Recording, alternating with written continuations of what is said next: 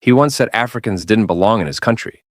He banned them from his clubs, mocked their accents, humiliated them publicly. Then one night, choking on his own pride in a private VIP room. The only person who saved his life was an African waiter he had sworn to destroy.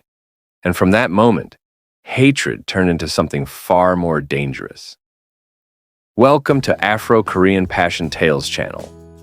Subscribe to my channel, and if you subscribe, you're not just clicking a button. You're helping me keep making content I love for you.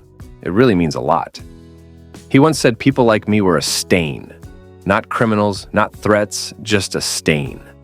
I remember the exact tone of his voice the first night I saw him up close. Calm, polished, educated, and the kind of Korean elite accent that rolls off the tongue like it was trained in expensive schools and old money dining rooms. And I was just the African waiter carrying his imported wine. My name doesn't matter to him. At least it didn't then. To him, I was that African girl, the one with dark skin and a tailored black uniform, moving silently between VIP tables in one of Seoul's most exclusive lounges. The irony? I speak Korean better than some of his business partners. I didn't come to Korea chasing fantasy. I came because my mother sold fabrics in Abuja for 20 years so I could study international business. I came because I believed hustle translates in any language. I came because I was raised on discipline, on dignity, on the idea that your work ethic should speak before you ever open your mouth. But in his club, so no matter how fluent my Korean was, no matter how straight my posture, I was still foreign.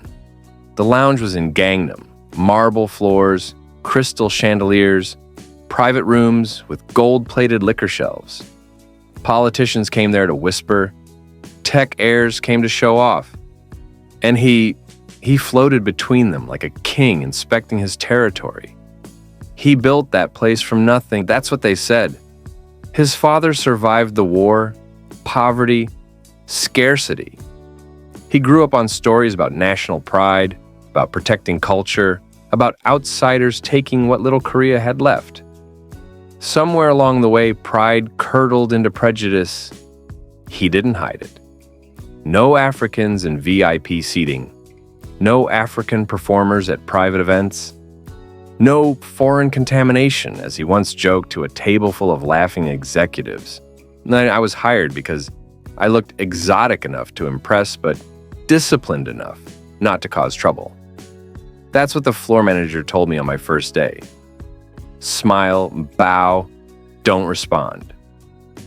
I did my job flawlessly. Until the night he decided to notice me. It started with a glass. One of his investors complained that the Bordeaux wasn't at the right temperature. I hadn't even poured it. But when the investor pointed, his finger didn't land on the Korean male server who handled the bottle.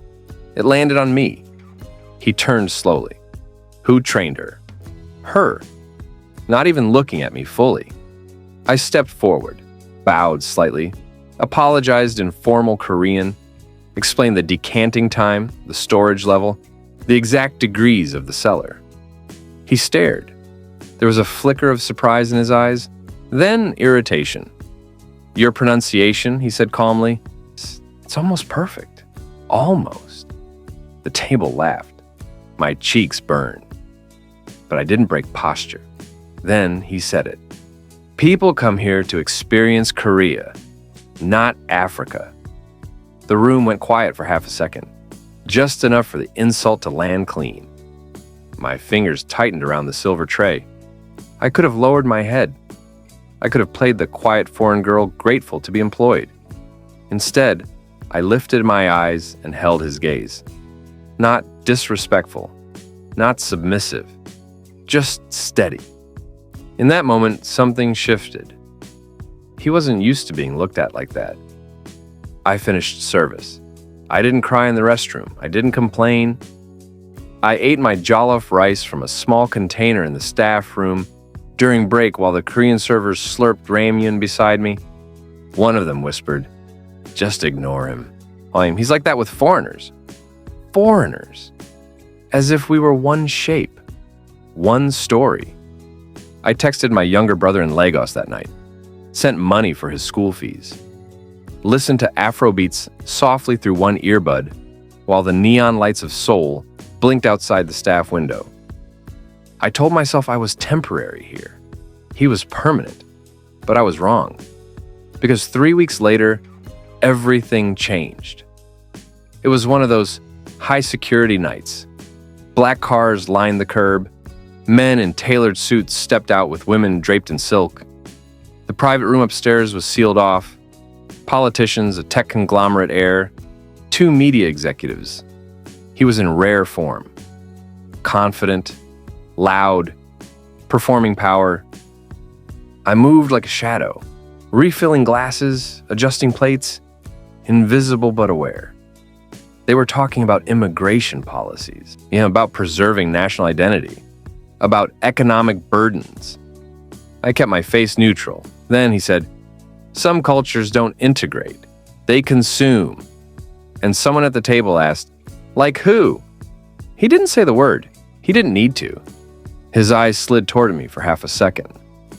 The room erupted in polite laughter. My heart pounded in my ears, but my hands were steady. And then, mid-sentence, he stopped. His expression shifted. His hand went to his throat. At first, they thought he was joking. He coughed once, twice. Then his face began to swell. Chair scraped back, glasses shattered. He couldn't breathe. Panic has a smell, sharp, metallic. No one moved correctly. They shouted, called for security. One executive kept repeating, "Do something," without doing anything himself. I knew that look, as during my university days back home, I volunteered at a local clinic. I had seen allergic reactions before. Fast, violent, deadly. I dropped the tray. "Epinephrine," I snapped in Korean. They stared at me like I'd spoken a forbidden language. "Now." The floor manager froze. I pushed past him, loosened the magnate's tie, tilted his head, checked his airway. His eyes locked on mine. There was fear there. Real fear. I found the emergency kit behind the bar. My hands didn't shake. I administered the injection. Called emergency services. Timed his breathing.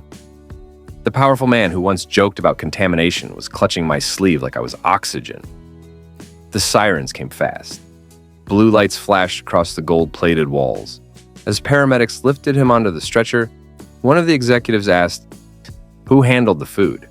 Someone pointed at me. I didn't defend myself, because I knew the truth. I had just saved the life of a man who despised people like me. Outside the hospital, the night air was cold. I stood alone under the fluorescent lights while black cars sped in and out. No one thanked me. No one accused me. I was just there, alive. So was he. The next evening, I reported to work like nothing had happened. The floor manager avoided my eyes. Whispers followed me down the hallway. "He asked about her. He wants her background. He watched the footage." Footage. That's when I realized he had cameras in every corner of that building. And now he had hours of footage of me, working, standing, looking at him without fear. 3 days later, he returned, thinner, quieter. But his presence still bent the room. I was pouring water in the main hall when I felt it. That sensation of being studied. I glanced up. He was standing on the balcony level, looking directly at me. Not through me, at me. There was no mockery in his face this time. No smile, just calculation. Later that night, I was summoned to his office upstairs. Not the public office, and the private one. Dark wood, floor-to-ceiling windows overlooking Seoul's skyline. A faint scent of aged whiskey in the air. He didn't ask me to sit. "You studied business," he said without looking up from a file. It wasn't a question. "Yes." In Korean. "Yes." "You send money home every month." I didn't answer. He finally lifted his gaze. You could work somewhere else. I do my job well here. A pause. You weren't afraid, he said. Of what? Of me. The air between us tightened. I respect my employer, I replied carefully. That wasn't what I asked. Silence stretched. He stood, walked slowly around the desk, stopped in front of me. Up close, I could see the faint scar near his collarbone from the emergency injection. A mark I had left. You saved my life, he said quietly. It didn't sound like gratitude. It sounded like accusation. I met his eyes again. I did what anyone would do. He tilted his head slightly. No, he said. Not anyone. That was the first moment I realized something dangerous. He was no longer looking at me with disdain. He was trying to understand me. And for a man who built his empire on certainty, not understanding something was intolerable. The following weeks, I felt his presence everywhere. Nay, CCTV cameras lingering longer on my section. Requests that I personally handle his table. Questions about my family, my studies, my music. He knew what jollof rice was. He knew what Lagos traffic felt like. He knew I read Korean economic journals during breaks. He had done his research. But here's the truth no one else could see. His curiosity wasn't soft. It was sharp, hungry. Like he was dissecting me in his mind, trying to find the flaw that would restore his old belief. Trying to prove that his prejudice had been right all along. Except every answer I gave contradicted his narrative. Every calm response destabilized him. One night, I caught him watching me eat in the staff hallway, through the slightly open office door, just watching, not smiling, not speaking. And I felt it then. The shift. Hate is loud. Obsession is quiet. And the man who once said people like me didn't belong in his country was beginning to orbit around me like I was the only thing in the room he couldn't control. He started sending messages through the floor manager first. Not orders, questions, observations. Small things at first. Do you prefer black or green tea? Your uniform looks uncomfortable. Do you want a smaller size? Where did you learn that phrase? I ignored them. I kept moving, refilling glasses, clearing trays, maintaining the rhythm I had perfected over weeks. But I could feel him everywhere. His eyes, his presence, the faint smell of his cologne lingering when he left a room. One evening, he cornered me in the private VIP lounge. Sit, he said. Not a request, a command wrapped in curiosity. I obeyed. He poured himself whiskey. Chum me water. The silence was thick, like a glass wall between us. You speak of resilience, he said finally. In ways I don't understand. Teach me. I wanted to say no, walk away, but I stayed, because I knew the danger in staying. The danger in him trying to understand me wasn't kindness, it was control. I don't teach, I said. I live. His gaze flicked to the floor, then back to me. The pause was long enough for me to feel the weight of it. You live differently than I imagined, he admitted. You don't shrink. You don't apologize for your presence. I looked at him directly, because I belong, whether you like it or not. He smiled briefly, not with warmth, not with affection, but with recognition. The days that followed were more invasive. He insisted I accompany him to private business meetings, not as a server, as a presence, as a human challenge to his worldview. We rode in his car, silence first, then cautious conversation. You speak about Lagos like you own it, he said one night, eyes fixed on the road. You love it like it saved you. It did, I replied. I've never run from it, and I never will. You're disciplined, he said, almost painfully so. Where does that come from? From knowing what it means to survive, I said. To provide. To never accept that someone else's idea of my place is mine. He was quiet for a long time. Then, He asked a question that cut deeper than any insult ever could. Am I supposed to feel respect for you? Or fear? I laughed softly. Try neither.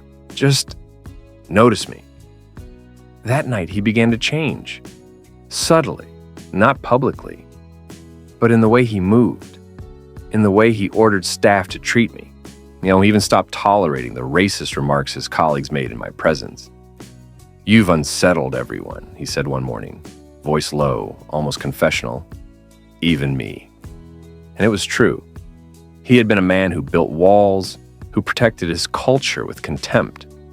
And now, those walls were cracking, not because of force, but because of observation. Weeks later, an old video surfaced online. It showed him publicly humiliating Africans at a charity gala years ago. The internet exploded. Protesters outside his club, activists calling for boycotts. The lounge's elite image began to falter. He summoned me. Not to punish, not to explain, but to watch. The footage played. His voice laughing at his younger self, the camera panning across humiliated faces. I remained silent. Do you forgive? He asked finally, not looking at me.